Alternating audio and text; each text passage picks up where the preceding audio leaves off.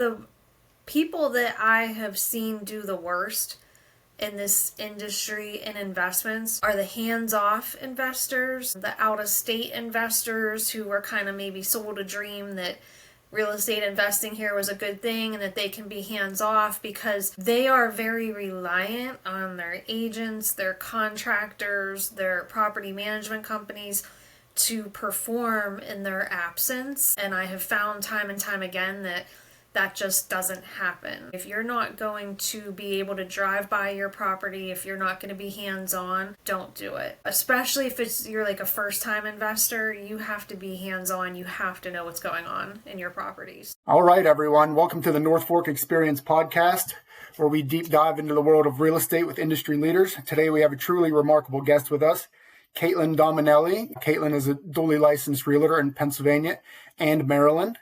She's a multi-million-dollar producer and investment specialist and has received numerous accolades, including the Lawrence County Board of Directors Rookie of the Year in 2018, the Keller Williams Cultural Icon Award.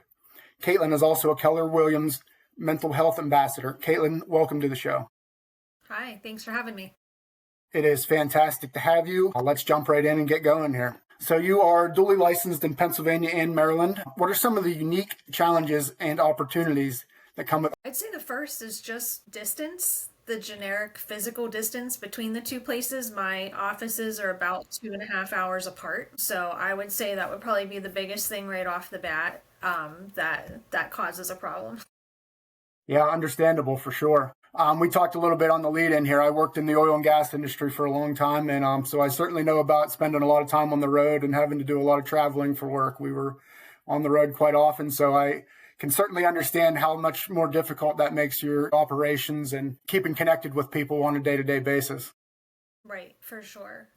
Given your experience, what key differences have you observed between the Pennsylvania and Maryland real estate landscapes, especially when it comes to client needs and market trends? The two areas that I work in those states are very, very different. So in Pennsylvania, I'm mostly into rural real estate. I do a lot of investment properties, a lot of first-time home buyers. But in Maryland, I work in a vacation town. So my brokerage is down in Deep Creek, Maryland. Totally different price point. The cheapest house that you can get into in that area is probably the most expensive house that I sell here. So very, very different price point. Again, down there, you're mostly dealing with people buying a second home or a vacation home, whereas here it's a lot of first-time home buyers. And that, I would say the market down there used to be a lot hotter than the market in Western PA.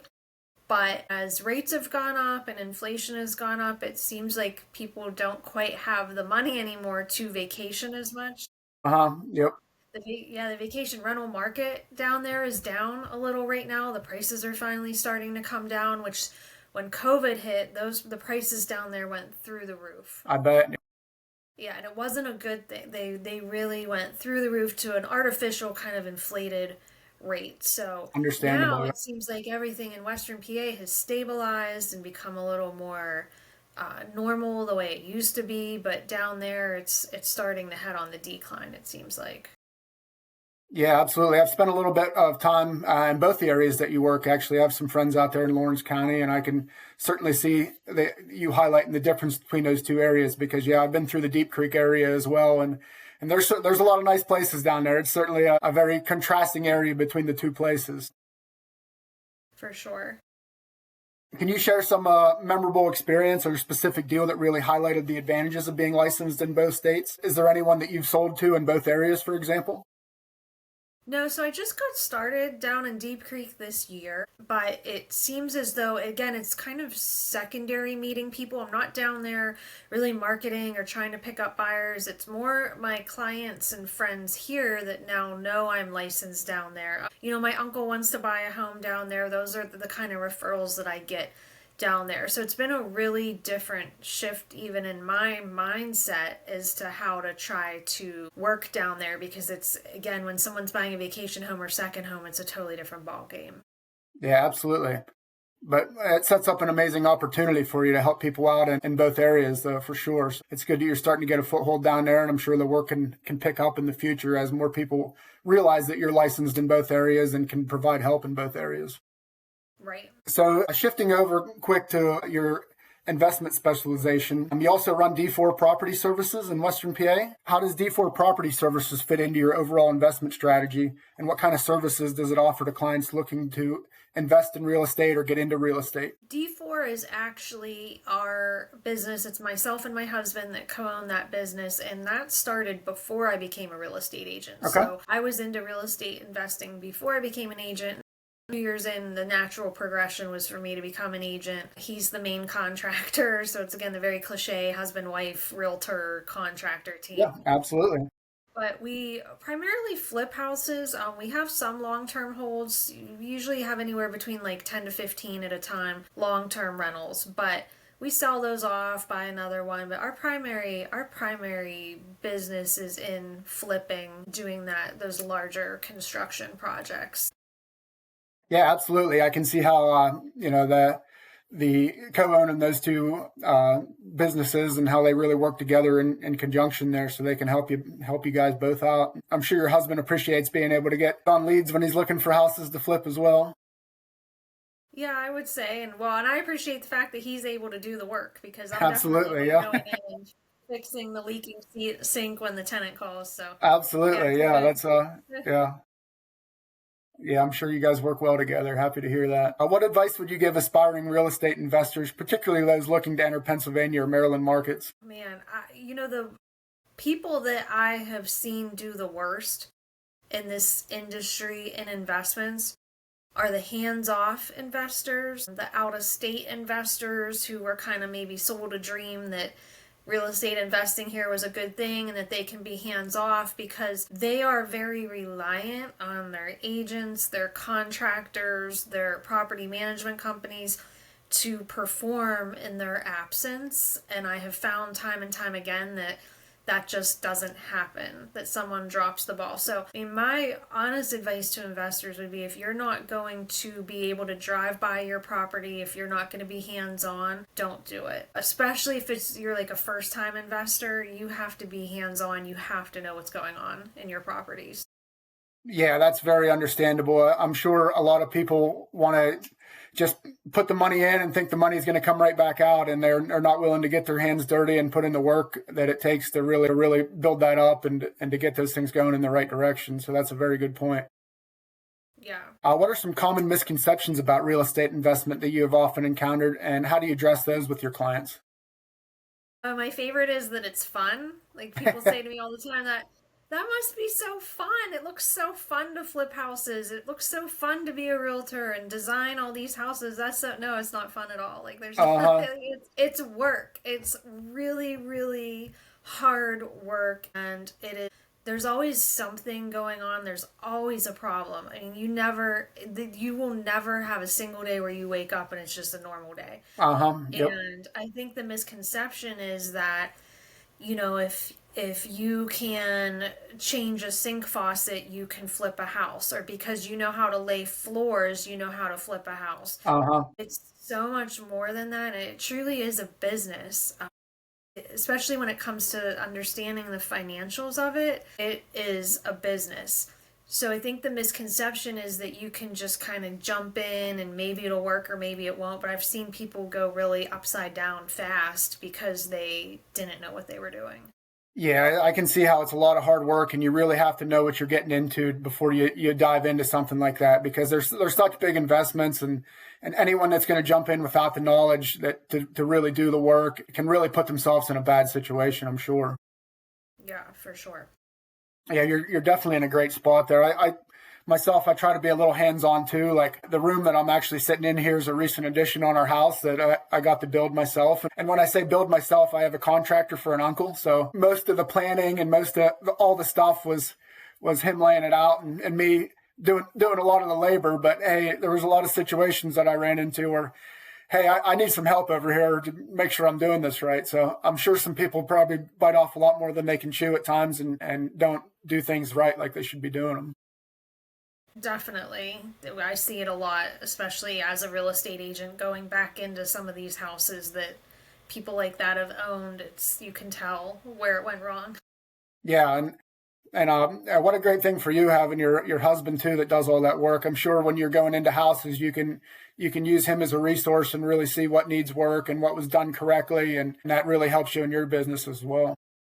Yeah, it's funny. I mean, when we first started 10 years ago, I had this huge spreadsheet checklist that we would do of things that need done, and we would spend all this time calculating numbers. And now we basically walk in within 10 minutes. It's like a yes or no. We know from experience how much it's going to cost, what the pitfalls are, if the deal works or not.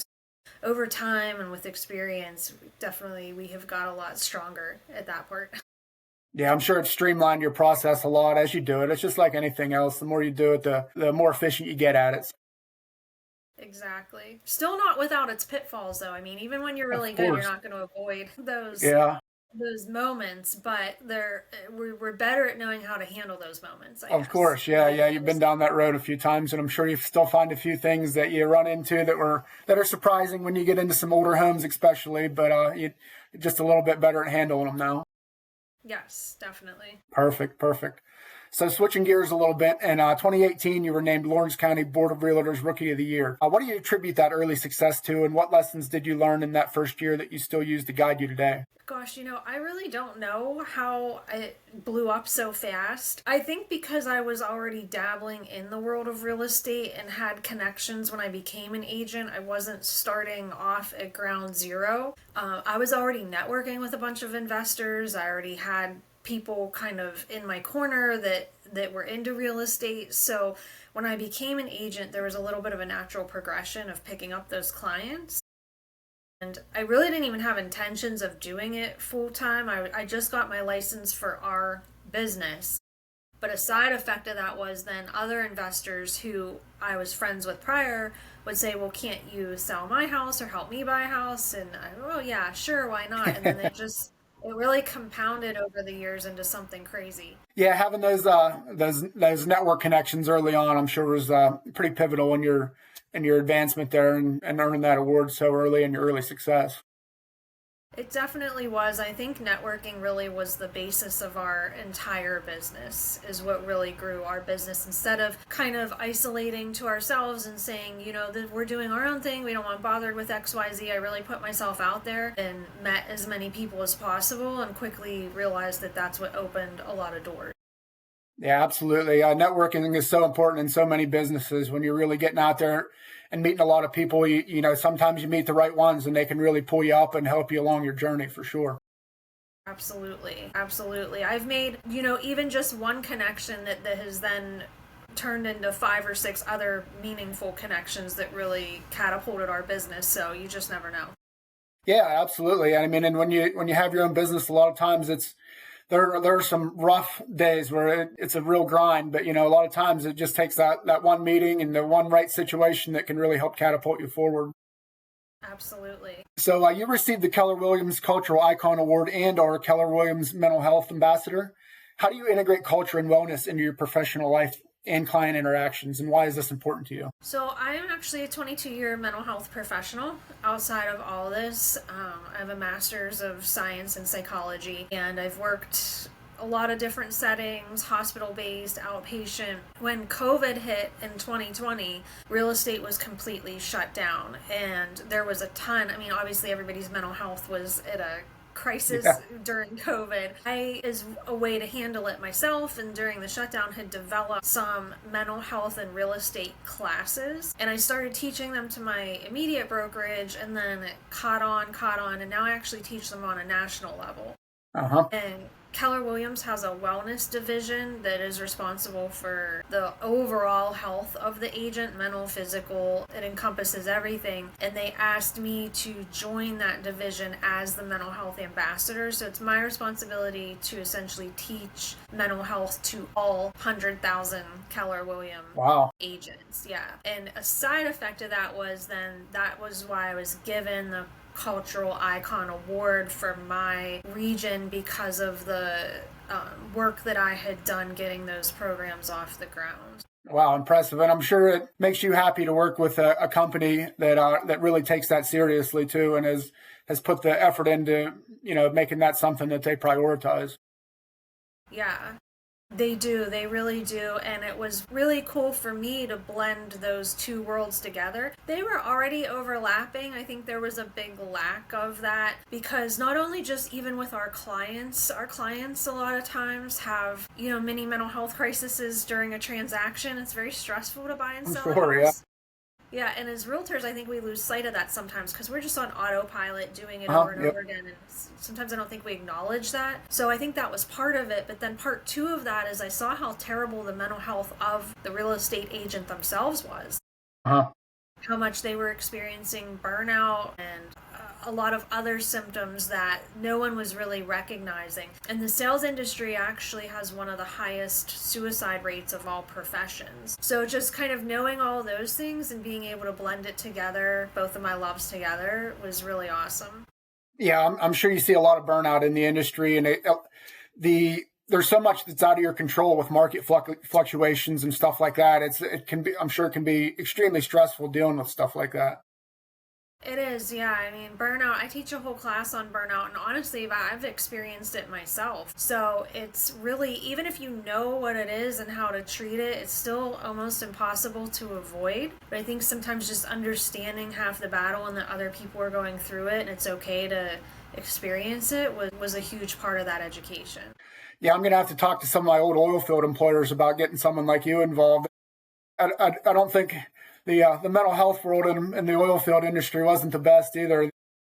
We worked 100-hour weeks about every week, and that burnout is extreme there for sure. So it was definitely a tough industry to be involved in, and it took a lot from you for sure. Yeah, I do. I see more and more employers doing it now because they realize the cost of turnover. Yeah, If exactly. you don't take care of your employees, and that's the same at a brokerage, if you don't take care of your agents, you're going to lose them to another agency, you're going to lose them to them no longer being a realtor. So companies need to really put a lot of stock in treating their employees' mental health. Yeah, absolutely. Our turnover was extreme at times when especially when we were shorthanded on crews, for example, when everybody was just working a lot harder than they should have been. And a mental health program and slowing hours a little bit might have saved us a lot of money in the long run. So it's good that a lot more employers are starting to take that more seriously. Yeah, I agree for sure. So you mentioned you touched on it a little bit, but if you could expand on some of the things that you do specifically to support the mental health of the realtors that you work with there. So a lot of it is education, and the huge part of it is education, the different classes that I teach. I have 3 core classes that I teach. One is just on general mental health and real estate. That's the one that kind of overviews the increase in depression, anxiety, suicide in the industry. One is on controlling the deal, and that is all about conflict resolution between agents, between clients, kind of goes through different personality types. And then the final one is on burnout, actually. So it really runs down the symptoms of burnout, ways to combat it, and I'd say that's probably the one that is the most important in this industry. Yeah, absolutely, for sure. The hours that you guys work it would have to be really difficult. You have to spend so much time, scheduling viewings and stuff like that when other people are available. So your hours can be all over the place. I'm sure you work a lot of weekends and you don't really get to dictate your schedule. You kind of have to work when other people are available at times. So I'm sure that's such a difficult part of what you guys do on a daily basis. Right, and everybody thinks, oh, you have a flexible schedule because you're Yeah. self-employed, but really, I was just telling somebody the other night, Friday night, Friday afternoon, I was excited because I said, I don't have anything to do tomorrow morning, Saturday morning. I gotta get my laundry done. I have XYZ to get done. Well, by 9 o'clock Friday night, I had 4 appointments Yeah, scheduled the more. next morning, and my full Mm-hmm. day was gone. Yep. And it gets to you at some point. It really Uh-huh. gets to you when you're looking forward to something. And then within, 3 hours before it happens, someone could need to see a showing. And everybody says, well, oh, just schedule it another time, schedule it another day. Well, first of all, your other days are already booked. And second of all, in this market, you can't. You Uh-huh. have to go. It's almost like being on call 24/7, and it really gets to you at some point. It really Yep, does. I can see that for sure. So looking ahead a little bit, now what key trends or innovations do you anticipate will be the biggest impact on real estate in the next 3 to 5 years? The market is almost always dictated by interest rates. Interest rates drive the behaviors of the buyer, and then the behaviors of the buyer drive the behaviors of the seller. It's been hard because we're in a little bit of a shift. Buyers aren't willing to pay as much, and sellers still want as much as they were getting 2 years ago. And that's not happening. Honestly, next year I look to see a more even keeled market. It's not going to be a seller's market, it's not going to be a buyer's market, and that's what we want. That's a healthy real estate Yep, market. You I really can don't see want that. to flip to one side or the other.